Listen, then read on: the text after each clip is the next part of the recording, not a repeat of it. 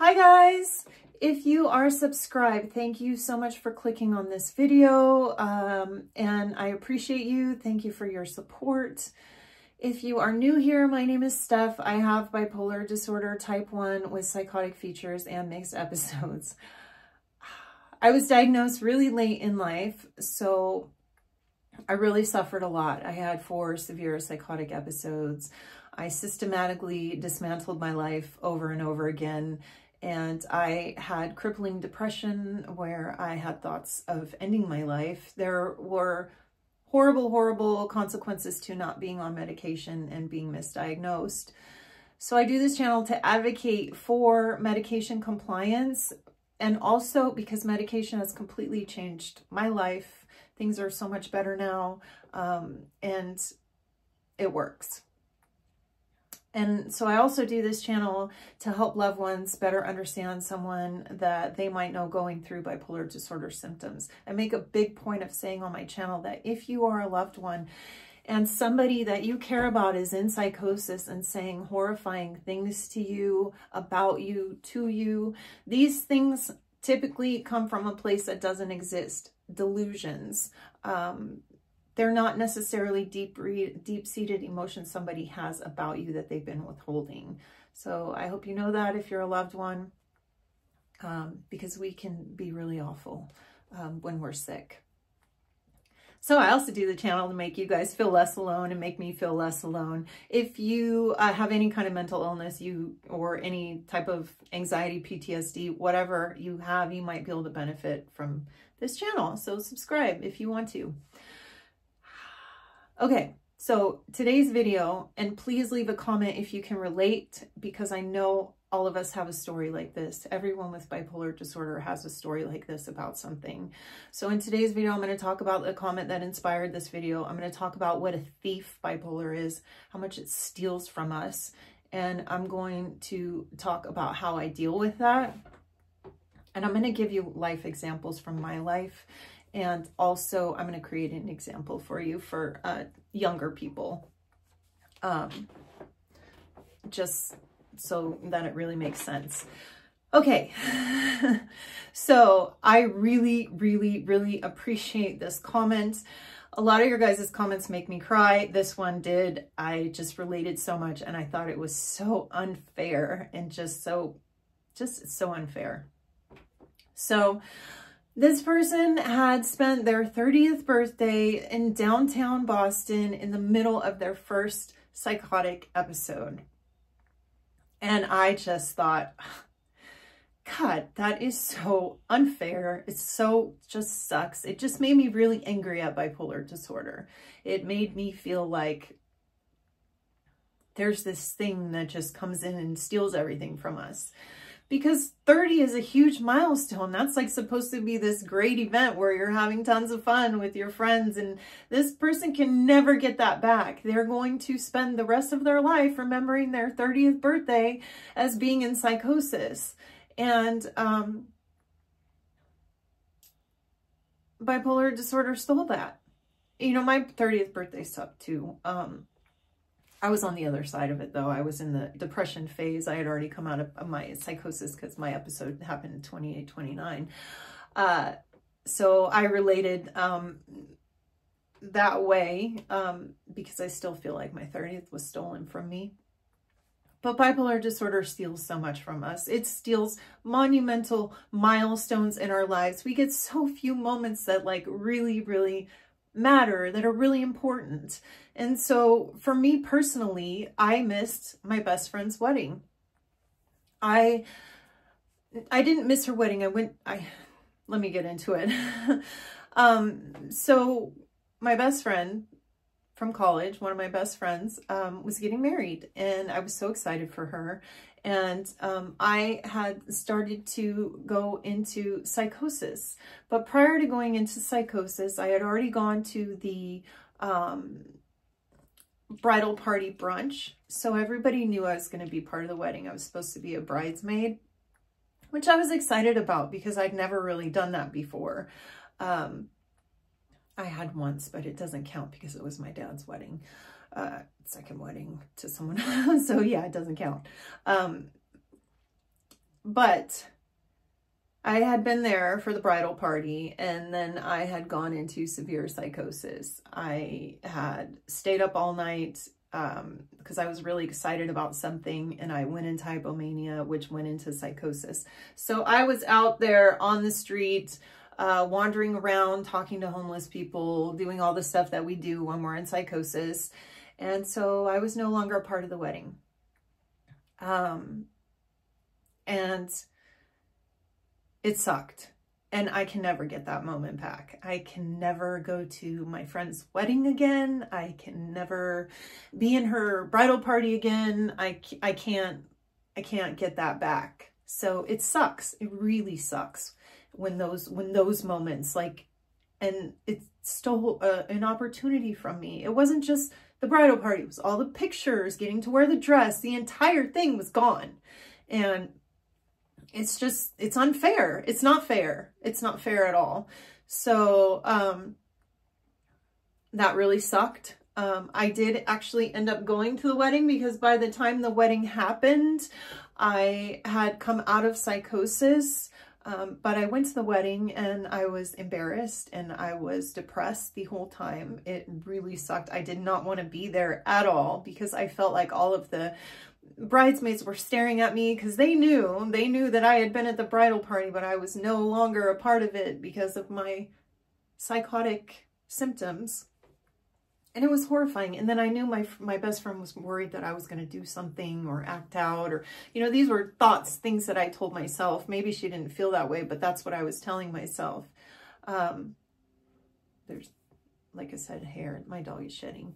He was being so noisy, so I put him on my lap. Do you see all that hair flying around?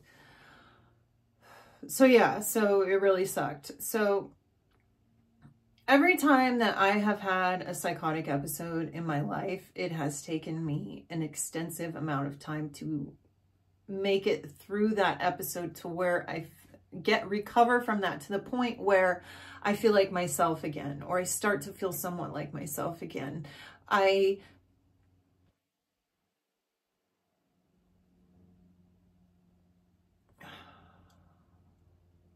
think it's hard for people to understand. Like, they think that when the episode is over that you're okay, and it's not that way. Another comment I received, somebody was talking about the camera roll, you know, the flashbacks. It's like literally like a piece of film, and it just pops in your head, and those memories are there and they don't ever go away.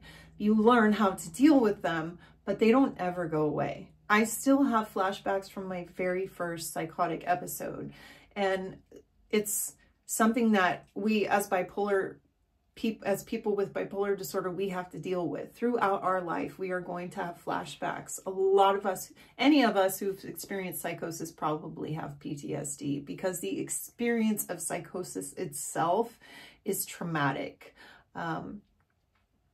So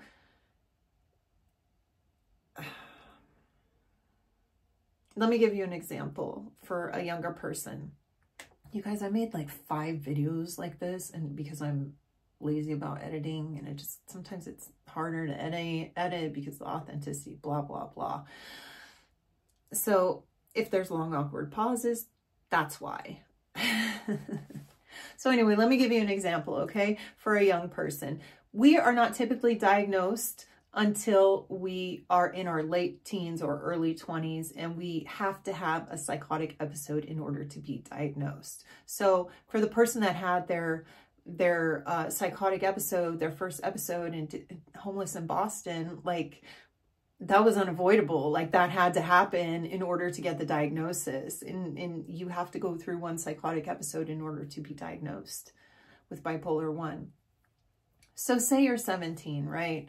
And you're in high school and you're super excited about prom. And so you bought your dress, you have the car, everything, and you are just over the moon about going to the prom. You have a date, everything is so exciting. And so 2 nights before the prom, you're really getting amped up and you don't sleep all night. And so you start to feel a little elevated. You decide that it's time to rearrange your room into 4 or 5 different You're doing the feng shui. You're trying on 15 outfits. You're reorganizing things. You're in full-blown hypomania. And then, if you're bipolar 1, it goes up to mania and psychosis. And this is where you are completely detached from reality. And you see things, hear things, believe things that are not true. More hair flying around. So you get into psychosis, right? You're in psychosis. Your parents maybe think that there's something a little strange going on with you, but they know like that prom is coming up. You're really excited and you haven't done anything completely off the wall in front of them yet. So you go to prom, you're at prom, you see somebody across the room and you think that they're talking about you because the paranoia of the psychosis has set in. You're also really amped up and you're talking really fast and you're saying some things that don't make sense. And so your friends are starting to wonder about you. So then you decide, because you're in psychosis, that you're going to go tell this person off. So you go tell them off and then they want to fight you in front of the whole school. And so this occurs.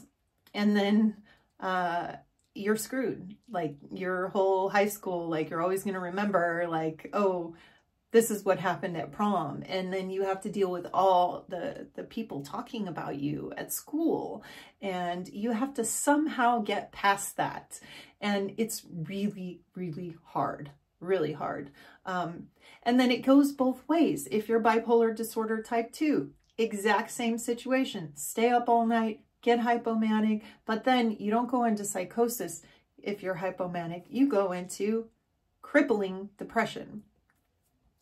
So immediately following that hypomania, the next day you wake up and you can't get out of bed. You don't want to be around people. You really want to go to prom. You were so excited about it, but you just cannot physically get out of bed.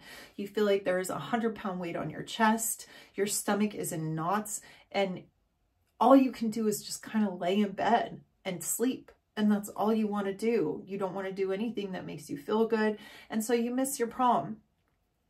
And you feel so let down, or you feel like you've let down your friends so bad. So you feel guilt and you feel shame because you feel like, well, what am I going to say to these people? I didn't go to prom. Like, what are they going to think of me? You feel embarrassment, all of these things. And it's hard. It's hard. It doesn't end when it ends. And losing the milestones, the really important pieces of our life that we can never get back, is probably one of the worst things. And I know everyone with bipolar disorder has a story like this. And so, again, I really appreciate your comment, Daniel. Thank you so much. So yeah, bipolar disorder is a thief. It steals time from us. It steals friendships. It steals loved ones. It steals opportunities. It steals your dreams. It just steals everything from you. And so the best thing you can do is take medication and get a counselor and deal with your flashbacks in therapy. Get to a point where do some CBT, cognitive behavioral therapy, which is when you, I haven't done a lot of it, so I'm not the best expert on it, but it has to do with understanding that your thoughts are not your emotions, that they're your thoughts. And it's being able to take a step back and look at your thought as, okay, my brain is thinking this right now. I don't have to feel that way about it. What I do personally is I write songs, I play piano, I play guitar, I do whatever I can to take my mind somewhere else. And I focus on the things that I have.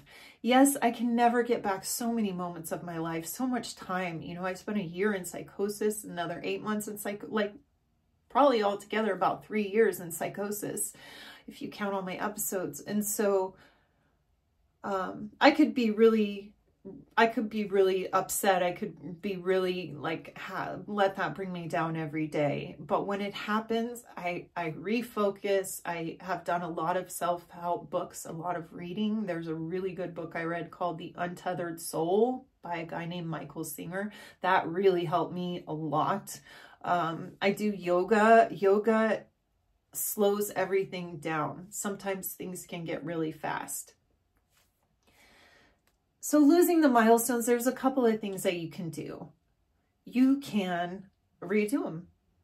You know, this person can have another 30th birthday, just a fake one, you know, like have another, be like, hey, it's, you know, 10-year anniversary of my 30th birthday, whatever you want to do, you can do something else.